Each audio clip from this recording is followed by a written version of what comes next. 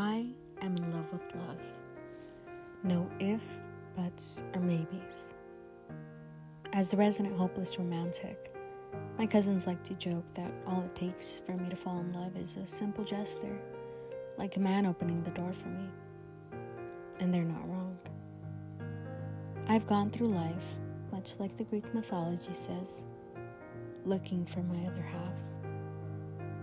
I thought I'd find it at the grocery store, my gaze seeking every pair of eyes, adamantly believing that if they caught mine at just the right moment, then we would know it was meant to be. Or in class, when someone would ask the most peculiar questions, and I could imagine us spending our lives asking the world's most peculiar questions together. Were you the one? Days go by and I search for you in lonely eyes that cross my path.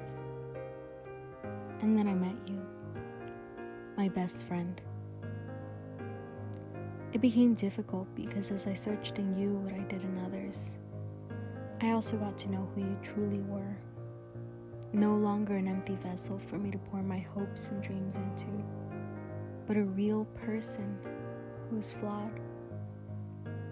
Yet I couldn't help but let my subconscious mindlessly sing. I know that you don't think that I can be the one, but I can be your one. Rationality and fantasy fought to take hold of my mind, but in the end the fantasy of us won and we came crashing down. I came crashing down, awoken from my dream world. And for a second, I stopped seeking and just was. It took a bit, but I realized that I kinda like the girl that I've become since you've been gone. You. Who are you? I guess you were never really a person. You were a feeling. The lighthouse that is always in search of a ship that has yet to set sail. The incessant knock in the back of my mind, desperately seeking for validating love.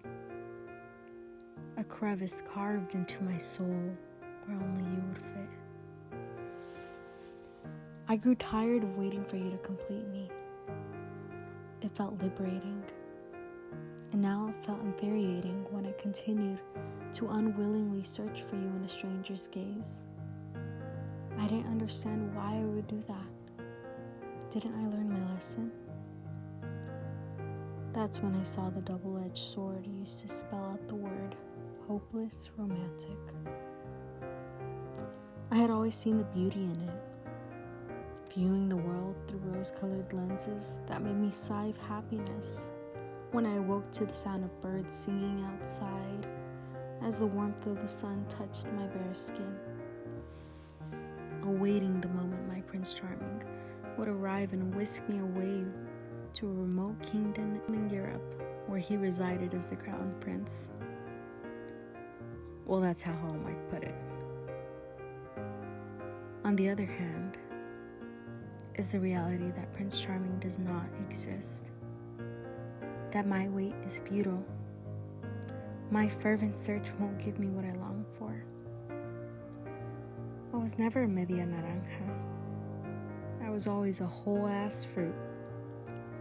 But I pushed, carved, and tore myself apart to make room for a man that does not exist.